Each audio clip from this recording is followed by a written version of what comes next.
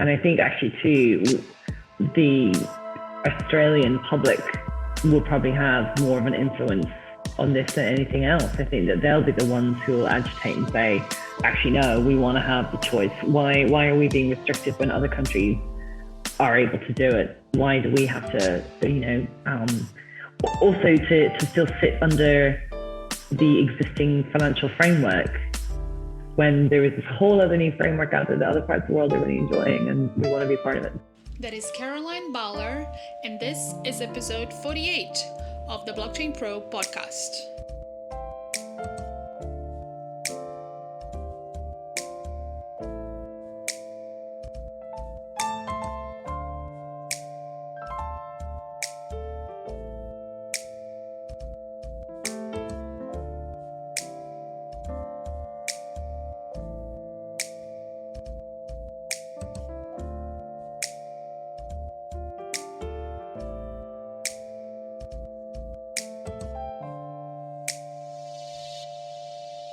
Hello and welcome to episode 48 of the Blockchain Pro podcast. I'm Adriana and today's guest is Caroline Bowler. Caroline is the CEO of BTC Markets, one of Australia's largest crypto exchanges. She started in this role in early 2020 and it has been a roller coaster with the pandemic, bull market and skills shortage, lots of challenges. So let's get to know Caroline. Hi, Caroline. Hello. Hi. Thank you so much for having me. Oh, thank you for being here. I'm really excited to speak to you. Go for it. Hit me with your top 10 questions. I'm ready for it. Well, I don't have 10 questions, I don't think. Let's see how we go. Let's go back in time and talk a bit about how you started your career prior to crypto. So I think like many, I started in traditional finance. So I worked originally, the first job I had in finance was with a private client stockbroker in Dublin. And that was back when it was stock certificates and paper-based kind of movement, and stock settlement took 3 days, and we thought that was great. And I've been kind of reinventing that wheel ever since. So worked for a US investment bank, and that brought me to Asia. 2000 I went into Singapore and was working in the IB world during the global financial crisis and had really, really great experience in financial services there, but left that to actually take a bit of a sideways move. I went back to university in Singapore to do a degree in communication in public relations. So I had this whole raft of this like first career in operations and working actually in prime brokerage, so working with hedge funds in the investment banking world, and really changed gear and went into comms. And when I came out the other side of that degree, the only roles that really appealed to me was comms in financial services, I suppose, to marry the two. And I ended up, anyway, as a story short, setting up the first FinTech and blockchain PR agency, comms agency in Asia Pacific. I never saw myself as an entrepreneur. It was more that I saw the opportunity. I knew I'd kick myself because somebody else would do it if I didn't do it. So I went ahead and did this and learned all the lessons that everybody learns about running your own business and all the challenges that come with it. But grew the business and sold the business. And one of my clients was B2C Markets. And at that point in time, I'd moved to Melbourne. And it feels like about 10 years ago, but it must only be about 2 years ago. And I got a call and saying, hey, listen, we're looking to hire a CEO. Have you any interest in throwing your hat in the ring? And so I ended up landing the gig and started with BTC. So yeah, it's been a whirlwind since, have to be honest, an absolute whirlwind. So we can say that you've been lucky in that sense, where you can define luck as when preparation meets opportunity, right? Because you were doing the right things at the right time. And I'd love to say that I had some plan, that I knew that this is what was going to happen. That absolutely was not the case. It was purely just did what instinctually felt the right thing to do, or for me, and that this is what I really wanted to do. And so, yeah, so that's how come I ended up in this fantastic position. And when I joined, I knew that was going to be the year that crypto was going to go mainstream. I knew that last year, although it feels like now at this point, about 5 years ago, as I said, that was going to be the year that things would change. But I never thought I'd have such a close ringside seat to watch it unfurl in front of us. And more than yourself, Adriana, gosh, these last 2 years, they've been something else. They really have. They've been so cool. It's been awesome. And I think, like, if I'd stay, like, when I left the traditional banking world and people saying, like, you're mad, a well-paid job and a career path, and what are you doing? And there's like, I remember in Singapore, and somebody asked for a job interview, like, asked for me to come for a job interview. And they just spent the whole job interview asking me again and again, why did you leave banking? I was like, as if they just couldn't get their head around it. Now, couldn't drag me back into it. I just love what this whole industry is about far too much. I just couldn't see any other way of being now. I'm sure it's the same for you and for all your other guests that you have on the show. It's like, there is no other way of being. Yeah, I guess when we get into crypto and we start the real work, right? And we see how much innovation, how much everyone in the space like is a forward thinker. It's very hard to go back to whatever traditional thing you were doing before. What was for you like the main observation in terms of, you know, the types of people that work in the traditional finance versus DeFi? Oh, versus DeFi, goodness. Well, it's funny because the call I just had, that was one of the points that did come up, was talking about the particular people in DeFi versus traditional finance.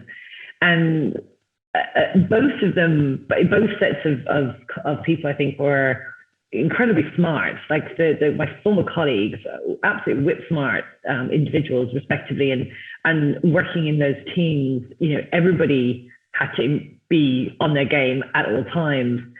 But it was a slightly more dog eat dog, perhaps, environment. And then I go into DeFi, and it's not that it's overly collaborative or anything like that, but this is a group of smart people who are buying into the mission in a very real way. And so the way that they are intrinsically motivated as opposed to the extrinsic motivations of people in financial services, quite naturally, because you know you're going to get paid a ton of cash, which is a very valid reason to get out of bed and do things. In DeFi, it's the intrinsic motivation of I'm part of something really cutting edge, really brand new. Nobody else has done it before. We get to write the rule book. Who wouldn't be, you know, thrilled to be a part of that? So it is a different type of person. And you know, another comment that was kind of made is about, it's almost, innocence is the wrong word, but it's probably this belief that things can be better with people who work in DeFi versus in traditional finance, is where everyone's going, this will only get worse. Those are the two differences in the mindset. One, bubbly optimism, and the other one, raw cynicism. So intrinsically motivated and cynical versus optimistic and intrinsically out of the bed. So yeah, those are my two descriptors. Yeah, crypto life. So when you started your PR comms company for crypto, that was your first time as a CEO, right? So what were some of the challenges that you faced coming from that background into being the CEO for an exchange, which I'm sure that your traditional finance background helped a lot, but what were some of the challenges that you faced at the time?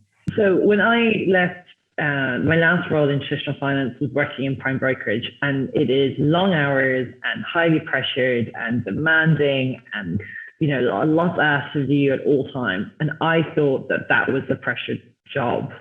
That nothing could be more pressured than financial services, unless you're like a doctor and saving lives, you know, those kind of things.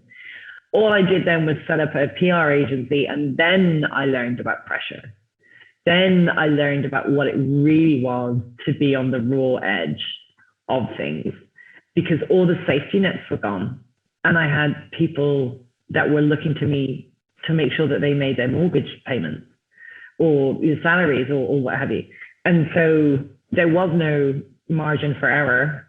I had nobody else to pass the buck to. It was just, literally the buck stopped at my desk. So, and if I didn't get the business in the door, then nothing happened. It was all on me. And so you kind of go into business thinking, oh, yeah, I'll be able to cope.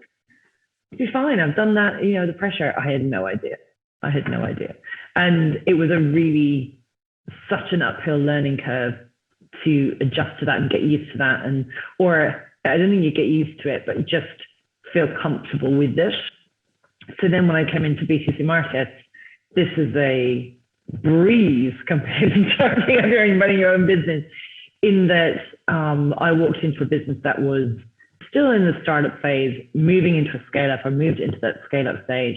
But I mean, it's been running for years before I'd gotten there. So I can't take credit for what the guys had done prior to my arrival. But the challenges then of managing staff, the challenges of revenue, the challenges of all of that, felt very comfortable to me because I had done it before. And so I'd already cut my teeth. I'd already made a lot of kind of the initial errors, I suppose everybody makes. I'd done those and then moved into this role. And so it just felt so much easier. And the fact that I love my job helps. The fact that, like all of us, I'm probably like those optimistic DeFi heads who are intrinsically motivated and jumping out of bed every morning. That is me now, kind of. And I never thought I would be like that. I'm, working for somebody else, but I love it. I absolutely love what we do. So yeah, that probably wasn't the original question, but that's where we are now. So, as you just mentioned, you are not the founder of BTC Markets. The team was already at it hard before you came on board. So, but what are some of the things that you, looking back, like from the future, you would say, okay, that is something that I helped do. That's something that I've changed, or that I changed for the better, or, what are some of the things, what is some of the impact that you had in the team coming on? So it's a really good question, because the company I inherited was established, had a client base, and more fundamentally, just absolutely fantastic technology. The tech is great. So the raw material was there, but it was about taking it to that next step, to move out of that startup mindset into that scale up. What I brought in particular were those years in financial services. I was regulated myself by the MAS. I had to do all the regulatory exams and to jump through all those different hoops. I understood, and do understand, what you're looking for in traditional finance that you're looking for then when you're looking at crypto as an investment asset, particularly from an institutional point of view. But just what a well-run financial services firm should look and feel like, what it is that you need to jump through. So the things I brought in, I didn't bring them in. I've got a really great team who achieve all of this. I just say, this is what I think we should do, and tick those boxes and sign off on it. So not taking the credit, but it would be things like the ISO certification. We're going for SOC 2 now. We're going to announce our custody solution very shortly. The partnership with Vault, which again, I kind of inherited those discussions already taking place, but we're taking it over the line. Things, apart from Vault, like no one really cares about things like custody or SOC or other compliance issues until things go wrong. And the whole thing for me was about making sure then that we had all of those, that the ship was righted, that we had all the things that we needed in place to go into the future. And so all these kind of, I suppose, under the hood projects that we've been working on over the last 18 months, whip all the covers off now, but it puts us into a really good position into 22 and beyond. Like, if we didn't have these foundations, it would be really difficult for any company to grow. And I describe us to people as being, when you're in your early teens and like body hair is going out of weird places and everything feels a bit awkward and you don't really know what you're doing. And I feel like that's where we have been at. But with the promise that we're going to turn into an absolutely stunning teenager. and we're kind of now about the age of 14, 15, and we're starting to improve, and maybe the acne is starting to go a little as we blossom into it, as some of these projects come through. And that's kind of where I see us as on that trajectory, as being, we've done all the really hard yards, those early startup days through childhood into early teens, and on we go from there. So it would be a comparable timeline. So it's about, the things I've achieved would be like directing and championing the team to fulfill all these fantastic essential projects and new partnerships to put us into this best position we possibly could be. So when I've been talking a lot about the CVA announcement over the last few hours, like 48 hours or so. And my response to it is that A, we thought it was inevitable. B, we've been planning for it. we're okay. We're okay with that announcement. We're excited about it. Knew it was inevitable, but we're okay, pal. We've been waiting for you to join the party. Come in, come in. The beer is cold and the water is warm. And the pizza is melty. Yes. Yum. Oh, it's interesting because, yes, this announcement, we were just talking about that before we hit record. It's timely, and I hope it not just brings people into crypto, but it also make banks pause and stop debanking. A huge problem. Yes, absolutely. And I think that probably like every other crypto exchange who's been around for long enough, or broker, or anything who's attached to blockchain in any capacity, it's almost like a bingo card of like, okay, who's debanked you? Who's got Westpac? Oh, everyone's stamping the Westpac. And who's got, CBA, whatever. And we're no different. And I mean, this is the funny thing. Even after we announced our partnership with Vault, so even after we've had a big splash, we managed to get a partnership, and it's fantastic, and we still got debanked. One of our other partners still debanked us. And you're like, how much more do we need to do to prove that we're legit? We've got all the AML KYC you could possibly need. All of our clients have been through the AML KYC process since the beginning. We're with Chainalysis, so we've got KYT across all our transaction flow. We're really stringent around fraud. Like, how much more do you need? We list such a limited number of tokens anyway in coins and projects. And everyone's Australian on our exchange. We don't even have overseas client base. Like, we are the most, and I describe this, and it says in a positive way, like, we're the most vanilla of the crypto exchanges out there. Like, we're stable, sensible, risk and compliance based, all the rest of it. And we still can't keep, a bank account open. So for people who are in projects that are slightly more complex than our basic business model, if you like, goodness knows how they're opening and keeping bank accounts, because it must be very challenging. So the hope, I would agree with you, the hope would be on the back of this CBA announcement that perhaps risk and compliance teams in financial institutions reassess some of their criteria and just get a bit more familiar with it. The CBA announcement and the Bravura Inquiry, right? The report was published late last month, and that was one of the recommendations. I think the one that had a suggested timeline for review was the one around banking. Yeah, June next year or something like that. Well, let's see what they come up with. I mean, I know I was quietly impressed, actually, if I'm honest, by the bipartisan political support for that and the work that they put in on that report. I really was actually impressed, because that committee got across some really meaty topics in a very short space of time, and they must be extremely busy people. So them and their teams, their respective teams, to come up with positions that they're comfortable with to put forward under that report, led, as we know, by Senator Bragg. And kudos to him, because he definitely went on a learning journey, and then, and has remained committed to it subsequently too. It's actually really impressive. And I'm sure, like everybody else, we're not usually impressed by politicians, but I was actually really impressed by it. And so fair play. And so I'm hopeful, but this is probably the one bit of cynicism I have is around, like, let's see what happens, because we've got an election to get through, and we know that that's coming. And the job for us as an industry is to keep crypto front and center of that, but in the same sensible, prudent way that they had originally put forward. And, I know CBA have said, they've made their comments and their point of view about where crypto should sit and who holds responsibility for it, but they don't get to write the real book.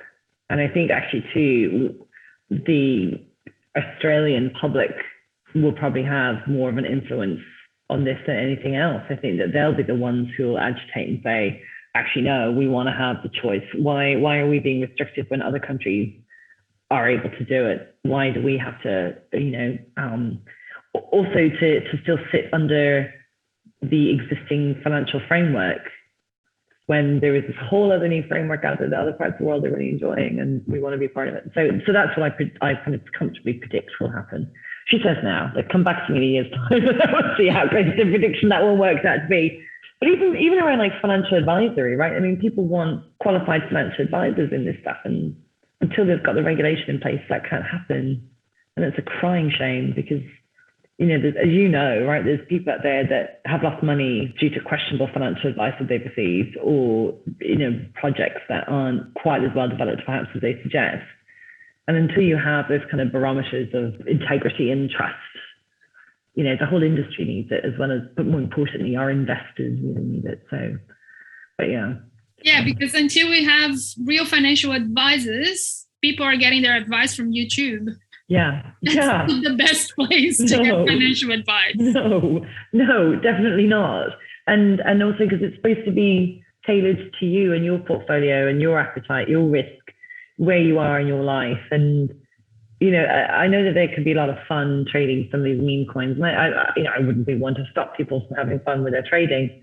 But there's also other people who have been vulnerable to some really significant losses, that people that can't really weather those losses. And, clearly the industry can do something towards it, but they can't do all of it. And there's people's money and livelihoods and retirements and house deposits and, wedding plans. And I mean, that's one of the things that we love at BTC Markets, is when we get these clients like write in every now and again to say, like, thanks or what have you, and share their stories. And they say, I've been in crypto since like 2016 or something, 2017 or whatever the time frame is. And I've now managed to save up enough to get a house. And like, thanks a million for that. And we've done very little. It's their money. They've made the investment choices. All we've done is provided a safe place for them to do it.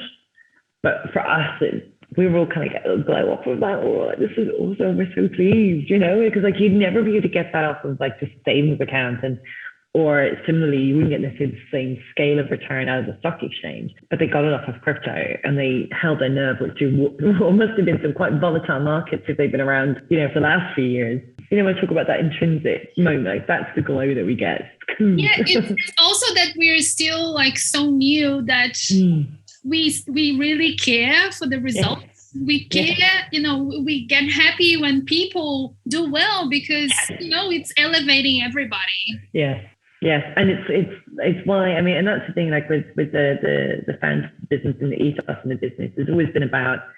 And I describe it like the founders are two people who are into technology. They're very low key. They don't want to be public. That's not what they're interested in. They're always interested in what this technology can do and what this could mean for Australians, and who wanted to get in, and they wanted to just provide a place for people to come in and buy, at the time, just Bitcoin.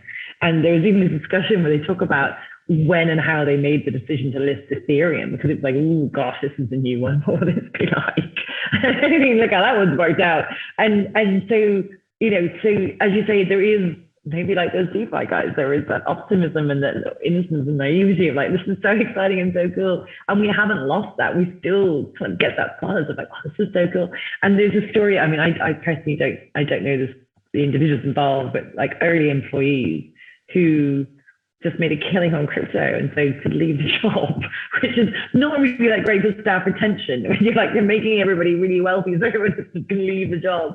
But and that's why we don't pay our staff very well anymore. No, total lie. We pay them really well. But it's great. There's really awesome stories. And yeah, like, God, I never took like this when I was in the bank, I never was like, oh, well done, a hedge fund made a killing. Oh, yay, You don't get the same sense. Yeah, another Lambo. In TradFi, you complain about the losses. You don't celebrate the wins as much, right? Yeah, that could be true. That could very be true. And so we're just so used to so many outside forces being so negative about crypto all the time that you almost are like, it's sort of like the proof points of like, actually, no, this is a good thing. Like, this is doing good things for good people. And yeah, it just lifts the spirits, and yeah, it's great. I really like it. You can tell from the big grin. That's so good. So what's coming up for you? What's happening with BTC Markets? Anything new? Yes, lots of new things. We'll have a pretty decent announcement coming out in January that will be of interest for our retail clients in particular.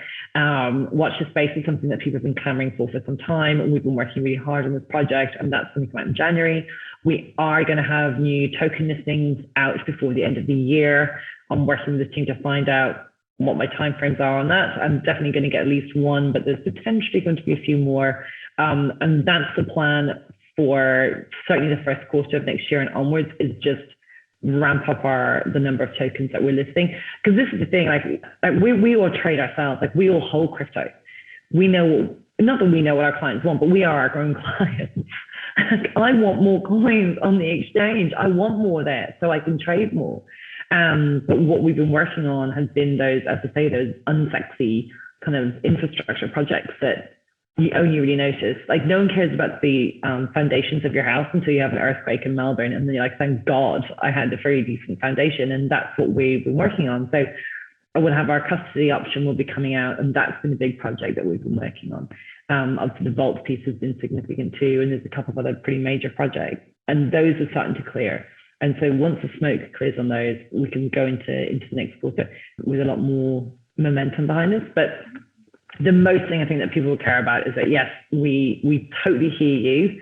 We agree there needs to be more tokens and projects listing on B2C Markets.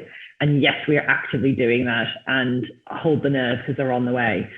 And I was actually today, I think we released the Songbird project, which is connected to Flare, the Spark token. Those withdrawals were set up today, so people can get all that out. So we do listen to people. We do want to take part in these things like airdrops and so on. For us, the single biggest challenge is around staffing. Is actually trying to get members of developers to come in, because it's very new and very hard for people to, particularly to lock down, to train through this. But we've been on a hiring spree, and we're going to continue to hire. But it's actually quite, in a way, talking to other exchanges and other projects, and they're saying the exact same thing. So I feel a little less like as if it's just us and everybody else is in the same boat, and so I feel a bit better. But our hope then would be that the borders will open soon, we're being told, or in the next couple of months. And once that comes in, we can just go mad hiring spree and just get developers. So if there's any developers out there who are listening who can code in C# or .NET, please come find me on LinkedIn, drop me a note, and I'll put you through to our HR person, and then you can go through there. We are always hiring, not just developers though, we're also hiring across different functions in the business. And so just pop us across your details, and we'll particularly if there's any women listening who are involved. And I think one of the single biggest issues that we find is that women are kind of intimidated by crypto or blockchain, and they think, oh goodness me, it's far too complicated, I could never do it. And even today, actually, I was talking to our HR manager. We had 2 entry-level positions advertised, and what we found was that women just didn't want to apply. They just weren't applying. We had lots of extremely, lots of men anyway applying. And they apply consistently, but it almost looks as though women were afraid, graduates were afraid to apply, because the disparity in the number was just too much. So perhaps some drawing conclusions where none lie, but it certainly seemed that way from looking at those numbers and looking at the CVs that came through. And it's like, there's no way that there aren't women out there interested in this, particularly at an entry level type role, like new grads. They've got to be women out there who are interested in it, but they weren't coming through. They haven't been coming through. So even though we're actively looking to try and bring women into this, women are not applying. So, and I'm trying to talk to, I was actually talking to a developer. She actually can code in C#, and she was working as a PM in one of the big companies here, but she left the workforce to raise her family. And is now feeling intimidated, like as if the market has moved past her. And I'm like, I am crying out for mums returning to the workforce who want to work part-time because they need to do the school runs. I don't care about any of that. I can make all of that. We've just spent 18 months working from our kitchen tables. We can make anything work. I've got people who are dotted in South Australia. I've got people up in Queensland. I've got people in New South Wales. I've got people everywhere. That's not what I'm hiring. I'm hiring a skill set. So particularly for parents who are looking to return into the workforce, come and let me know. All I want to know is what skills you have. And then if we can find a role, particularly in the development team, we will definitely do so. And as I say, that goes for men and women, because there's other, I say women at the start, but even for other men who are stay-at-home dads who are looking for a job that can work around their childcare arrangements, their family arrangements. I mean, I don't want to say that we're a flexible workforce. It's not that we're flexible. We're a realistic workforce. I have family. Our other members of staff will have family, and for the younger staff members who don't have, children, they have their own lives. They have interests outside of working all the time. Like, we're all really aware of that and like awake to that, and like want to be accommodating to that. Don't get me wrong, like, we all, work hard when we're there. No one takes the mickey out of it. Like, everyone works, but as I say, we're realistic at people's lives and families and interests, so we can accommodate around it, particularly, parents and school runs and fun stuff like that. And so everyone with skills wanting to come to work in crypto yes. experience, not necessarily skilled different lines necessary. Yes. So. I'm just looking for skills. I'm looking for interest and skill. Every interview we've done, vast majority are people asked, what's your experience in crypto? And they all do the same thing, where they kind of blush and squirm a bit in their feet. And they kind of go, I don't really know what that. And like, no one knows, mate. No one knows. They only wrote the white paper, over 10 years ago. There has been no industry. It's only starting. I'm not looking for, I can teach you crypto, but other things I can't teach you. I can't teach you organization skills. I can't teach you, motivation. I can't teach you just understanding the nuances of management. I can't teach you I can teach you how to code, but I'm not going to. I can't teach that. There's people in our job who, there's one guy who's established, this is for 4.5 years, and he's a trained chef. He's gone off to start his own business now, which is fantastic, and we support it fully. But he was a trained chef. We've other people who've come in from like hotel management and, from lots of different backgrounds.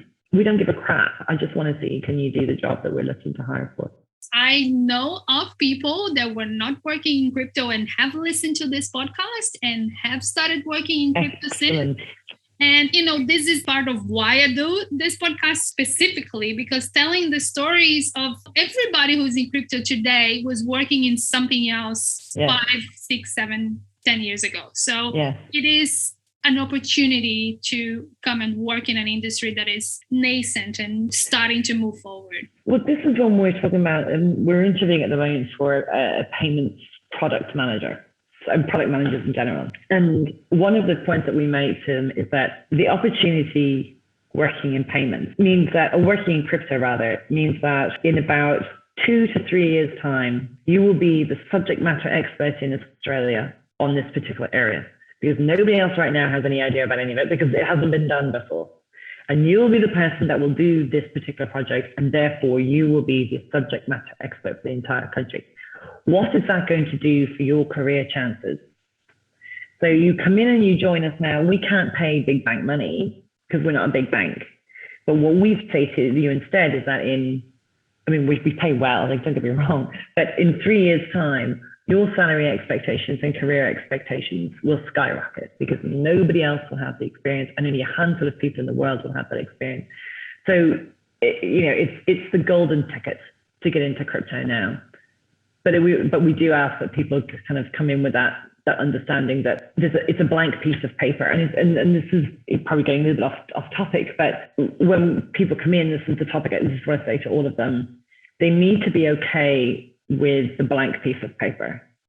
Their job will be, for the most part, a blank piece of paper as the project. And by that, I mean, it has never been done before. There is no handbook in crypto because it has never been done before. It's like when the guys are building out the blockchain for the first time, whatever blockchain they're working on. And it's like, it just takes 3 or 4 months because, you're cobbling it together from developer chats and a bit of this and a bit of that, and they'll have a look through this. But there is no dummies guide, right? For so much of these new chains in particular. And so you have to be okay and don't find that terrifying. And lots of people are like, yeah, I'm totally cool. That's no worries. And then it's their actual job. And then we see people slowly unravel or just not being comfortable with it. And so when we talked about like the start, like about having a background in entrepreneurship and running your own business and getting used to that free fall, there is nothing to catch you, translates really well then into running a crypto exchange, because I'm so used to, okay guys, we're just going to figure this one out as we go. We're just going to see how this one works, and the rest of the team do too. But what's lovely is, and it's not just in our business, but across the industry, and you know this, Adriana, the amount of smart people out there working in our sector is phenomenal. It's freaky how clever people are. And it's so nice. And it's actually when I was at the submission to Bragg Senate Committee, sitting, watching other people submit. I was watching Steve Allas, I was watching Mike Bacino, I was watching guys from RMIT and various other people. And I was just marveling that these brains are deployed in our community for the betterment of our community. And I'm in awe of their intellect. And they're fighting the good fight in something that I believe in too. It was such a moment to be sitting back at. This is so cool. This is so good. I get to know these people. This is awesome. I get to kind of say, these are the people I'm seeing my peer group. How am I in the peer group for these clever clogs? It's unbelievable. But it's so great to kind of sit back and go, wow, have I landed on my feet? This is awesome. But also it says everything. Like you've got these mature, considered, smart people, and across so many different projects and different things here in Australia that you're just like, oh, who wouldn't want to be a part of this? Anyway, I digress. Yes, it's a great industry to be a part of, and I'm always in awe as well of everybody. Okay, quick 3. It's time. What book are you currently reading or just finished reading?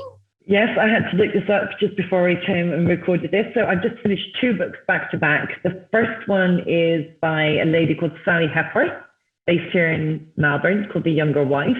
And I bought the book because she was based in Melbourne, but also the blurb at the front said that she has a lovely dog.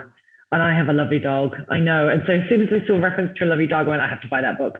So I bought the book, really enjoyed it. It was really good.